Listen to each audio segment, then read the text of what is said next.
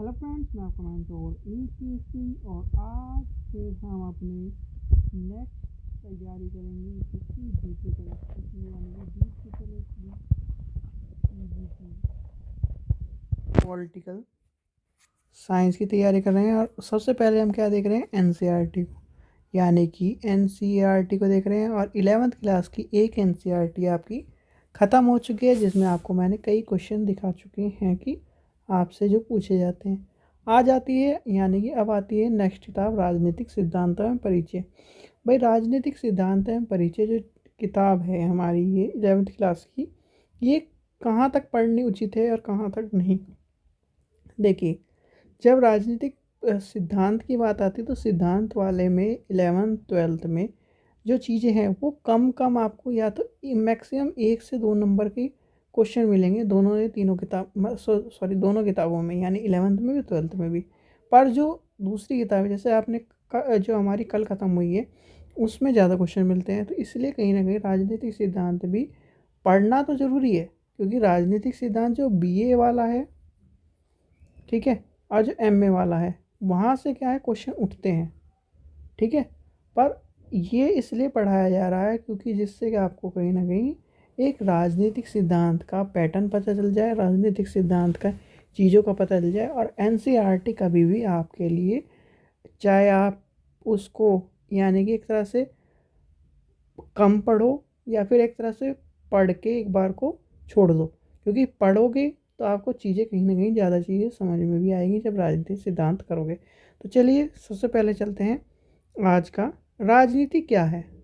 अब राजनीति जो है आपको पता है कि एक तरह से राज करने की नीति है, यानी कि पूरे जो राजनीति वर्ड है, यानी कि राजनीति वर्ड आज का तो है नहीं, ठीक है। अब राजनीति वर्ड आज का नहीं है तो कहीं ना कहीं राजनीति जो है, तो राजनीति का मतलब क्या है, राज का, यानी कि एक तरह से राज करने की नीति। अब राज करने की नीति यानी कि राजनीति, आपको पता है कि दो शब्दों से मिलकर बना हुआ है, राज प्लस नीति। नीतियाँ क्या होती है, जो कहीं ना कहीं एक तरह से कार्य को सुव्यवस्थित रूप से या क्रमबद्ध रूप से चलाने के लिए जो नियम कानून या फिर एक तरह से चीज़ें बनाई जाती हैं, उसे नीति कहते हैं। अब राज क्या है, राज करने का मतलब क्या है, जो हम क्या है शासन या फिर राजा राज कर रहा है उसे क्या कहते हैं, राजनीति, ठीक है। तो यानी कि राजनीति दो शब्दों से मिलकर बना है, राज प्लस नीति, यानी कि राजा का मतलब शासन और नीति का मतलब उचित समय, उचित स्थान और उचित कार्य को करने का एक तरह से कला, ठीक है, कला कह लीजिए या फिर एक तरह से कर्तव्य कह लीजिए, ठीक है। इन नीति के विशेष द्वारा शासन के या फिर उस तरह से राजनीति को हम किस तरह से चलाएंगे, या फिर एक राजा जो है यानी कि एक सुपीरियर पावर जो है वो किस तरह से अपने शासन को चलाएगा, उसके बारे में हम जब अध्ययन करते हैं तो वो क्या कहलाती है, राजनीति, ठीक है। उसमें क्या है, राजनीति में हमारे इकोनॉमिक्स भी आ जाएगा, राजनीति में हमारे क्या है, कला भी आ जाएगी, यानी कि सुव्यवस्थित रूप से राजनीति जो है, राजनीति सबका बाप है।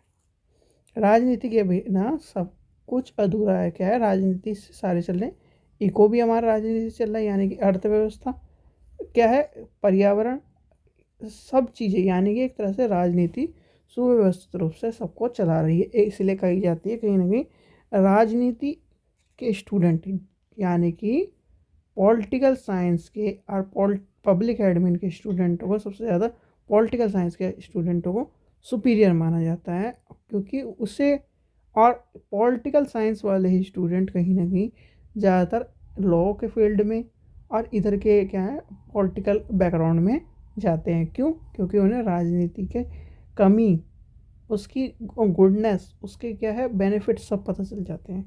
चलिए, तो राजनीति का अर्थ समझ गए, चलिए आगे चलते हैं। अब एक चीज़ और थी इसमें, यानी कि इस चैप्टर में एक चीज़ मैंने आपके लिए नोट करी थी, वो आपको मैं दिखाता हूँ। देखिए, राजनीति सिद्धांत में, यानी राजनीति सिद्धांत में हम क्या पढ़ते हैं। अब आपने क्या पढ़ा पहले, यानी कि भारतीय राजनीति पढ़ा, और भारतीय राजनीति में आपने भारत की राजनीति के बारे में पढ़ लिया कहीं ना कहीं। उसमें क्या पढ़ा हमने, न्याय व्यवस्था, ये सारी चीज़ें पढ़ी। अब जब राजनीतिक सिद्धांत की बात आती है, यानी कि पॉलिटिकल थॉट की बात आती है, पॉलिटिकल थिंकर्स की बात आती है, तो कहीं ना कहीं हमें ये पता होना चाहिए वो एक क्षेत्र, एक सीमा तक सीमित नहीं रहते, वो पूरे वर्ल्ड तक सीमित हो जाते हैं। यानी कि सॉरी, सीमित बोल रहा हूँ, वो पूरे वर्ल्ड तक चले जाते हैं। अब पूरे वर्ल्ड तक चले जाते हैं यानी कि राजनीति सिद्धांत में हमें कहीं ना कहीं विचारकों की बातें, यानी थिंकर्स की बातें, थिंकर्स क्या कह रहे हैं वो पता चलता है, थिंकर्स के क्या विचार रहे हैं, आलोचना रही है, क्या चीज़ें रही हैं, वो जो चीज़ें हैं राजनीति सिद्धांत में हम उसको पढ़ते हैं और उसके बारे में जानते हैं। यानी कि प्लेटो और अरस्तु ने क्या कहा राजनीति के बारे में, लास्की ने क्या कहा अरस्तु के बारे में, सॉरी अरस्तु बोला पॉलिटिकल के बारे में। तो कहीं ना कहीं जितने भी विचार के, यानी कि एक क्लास में 40 बच्चे हैं, सीधी सीधी बात मान के चलिए, और 40 के एक विषय के, यानी एक टॉपिक के ऊपर अलग अलग मत हैं, तो वही कहीं ना कहीं विचारकों का भी मत होता है। और उसमें से कुछ बच्चे सहमत हैं, यानी कि एक चीज़ को सहमत लेकर कर रहे हैं, और कुछ अलग चीज़ों को। तो वही चीज़ आपको कॉन्सेप्ट यहाँ पर राजनीति सिद्धांत में देखने के लिए मिलेगा। अब राजनीति सिद्धांत में जो कॉन्सेप्ट आपको मैं बता रहा था, देखिए गांधी जी ने अपनी पुस्तक हिंद स्वराज में वास्तविक स्वतंत्रता या स्वराज का अर्थ विवेचित किया है। अब ये चीज़ मैंने आपको क्यों बताई, क्योंकि ये एज इट इज़ क्वेश्चन आपको देखने के लिए मिलता है। तो इसलिए कहीं ना कहीं जब आपको प्रीवियस ईयर के क्वेश्चन और क्या है प्रैक्टिस सेट कराए जाएंगे, तो आपको जब क्वेश्चन ये मिलेगा तो आप जानोगे कि इस क्वेश्चन का क्या महत्व है।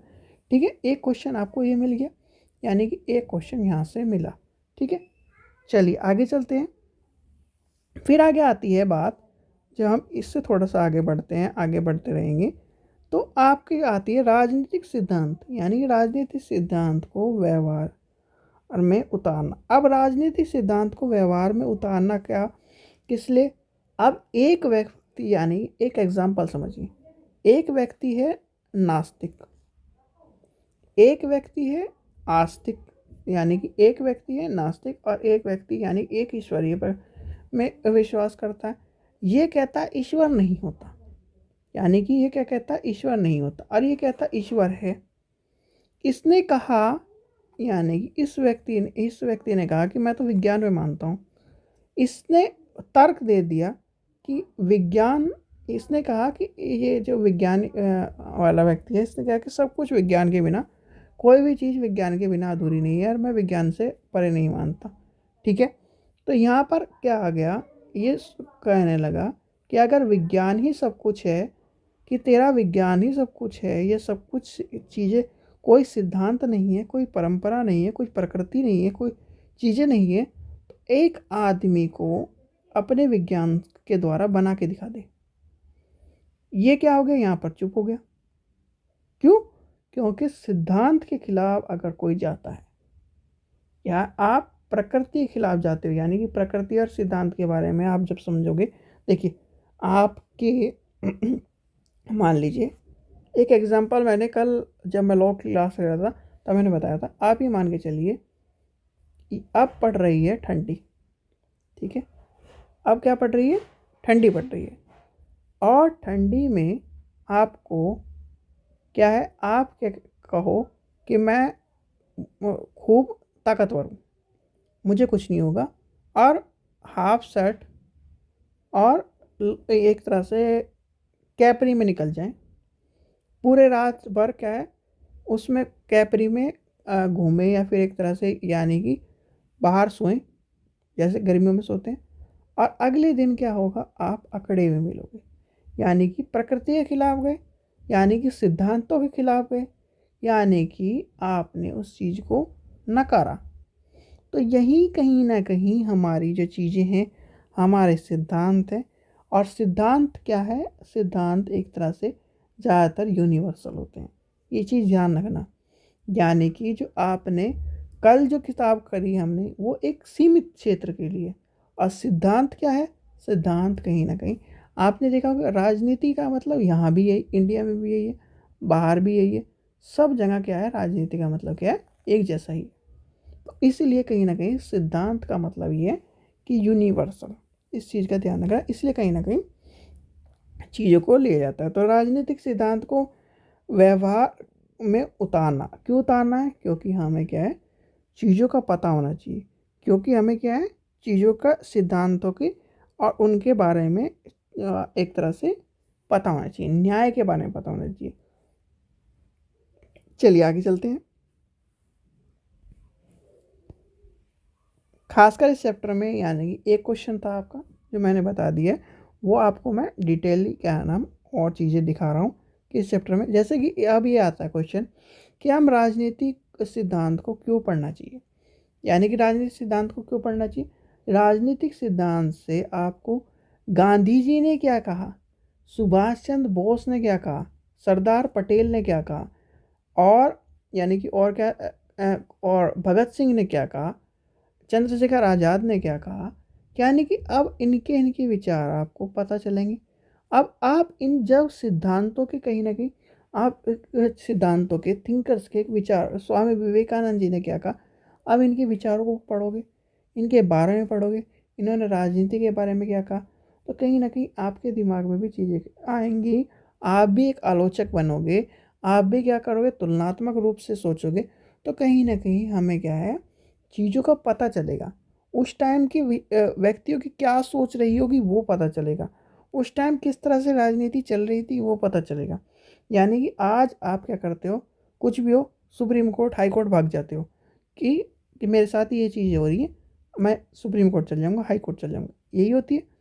पर उस टाइम पे किस तरह था, यानी कि उस टाइम पे हमारे क्रांतिकारियों ने, हमारे जो क्या है, राजनीति के गुरु थे, राजनीति को चलाने वाले थे, उन्होंने किस किस चीज़ का सामना किया, तो वो भी जानने को मिलता है। राजनीति सिद्धांत का मतलब ये कि हमारे जितने भी राजनीति में सिद्धांत आए हैं वो सब चीज़ें पता चलती है। जैसे कि आपके क्या है, आपके पिताजी, उनके क्या है, पिताजी, उनके पिताजी, उनके पिताजी, उनके पिताजी, उनके टाइम पे कुछ और सिद्धांत होंगे, इनके टाइम पे कुछ और सिद्धांत होंगे, इनके टाइम पे कुछ और सिद्धांत होंगे, घर के सिद्धांत कह रहा हूँ।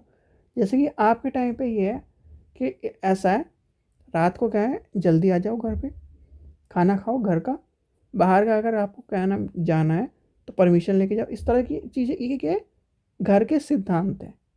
तो ऐसे ही क्या है, उस टाइम पे सिद्धांत होंगे, तो उसके बारे में हम क्या है, पुरानी चीज़ों के बारे में, या फिर एक तरह से राजनीति के में कितने सिद्धांत चलते आए हैं, कौन से देश में क्या सिद्धांत चलते हैं, तो उसका अध्ययन हम करते हैं राजनीति सिद्धांत में, इसलिए हमारे लिए मोस्ट इम्पॉर्टेंट है। जैसे क्या है, संविधान में क्या है, संविधान में हमने बहुत सारी चीज़ें कहीं ना कहीं से ली हैं। तो क्यों ली? क्योंकि वो हमें अच्छी लगी। अब जैसे मान के चलिए आप क्या हो, हाई कोर्ट की बात करते हैं और सुप्रीम कोर्ट की बात करते हैं। जब आप कभी भी हाई कोर्ट या सुप्रीम कोर्ट के एक तरह से लॉयर के तौर पर लॉयर होंगे बहुत सारे बच्चे इसमें, तो ये मान के चलिए जब आप रेफरेंस लेते हैं कि सुप्रीम कोर्ट के इस यानी कि इस केस में ये कहा गया था, जज साहब हाई कोर्ट में या फिर आप निचली अदालत में, तो क्या करते हो, रेफरेंस लेके कहते हो अब यहाँ पर गांधी जी ने ये कहा था कि राजनीति इसमें ये होता है, सुभाष चंद्र बोस ने ये कहा था राजनीति के बारे में, तो कहीं ना कहीं इस तरह से चलता है। इसलिए हमें राजनीति सिद्धांत का ज्ञान आवश्यक है, जिससे हमें उसके सिद्धांतों के बारे में, उसके व्यक्तित्व के बारे में, उसके समानता के बारे में, उसके सारे गुण अवगुण सारी चीज़ों का पता चल सके। चलिए आगे चलते हैं और देखते हैं इसमें क्या इम्पोर्टेंट है। और हमारे आ गया है प्रश्नावली, ठीक है, तो हमें प्रश्नावली पढ़ने की ज़रूरत नहीं है, हमारे लिए इम्पोर्टेंट नहीं है। तो इसमें आपको थोड़ा सा ओवरव्यू एक तरह से चैप्टर का चल गया। एक क्वेश्चन था इम्पोर्टेंट जो था वो मैंने आपको बता दिया है, उसे लिख लीजिए, क्योंकि किताब हर बार आती है, आपसे पूछ लिया जाएगा कि लास्की ने कौन सी किताब लिखी, गांधी जी ने कौन सी किताब लिखी, कौन सा पेपर लिखा, ये छापा, तो ये कहीं ना कहीं क्वेश्चन आने ही आने हैं, और आपके 1 से 2 नंबर का क्वेश्चन आपका आ गया होगा। और जितने बच्चों ने पॉजिटिव पॉलिटिक्स साइंस का फॉर्म भरा है तो उस चीज़ का ध्यान रखें। और टीजीटी के यानी कि टीजीटी एसएसटी की भी तैयारी इसी से होगी, तो आपको ये भी पता होना चाहिए। चलिए आशा करता हूँ आपको वीडियो पसंद आई होगी। वीडियो पसंद आए तो लाइक करें, चैनल को सब्सक्राइब करें, वीडियो को ज़्यादा से शेयर करें। Thank you.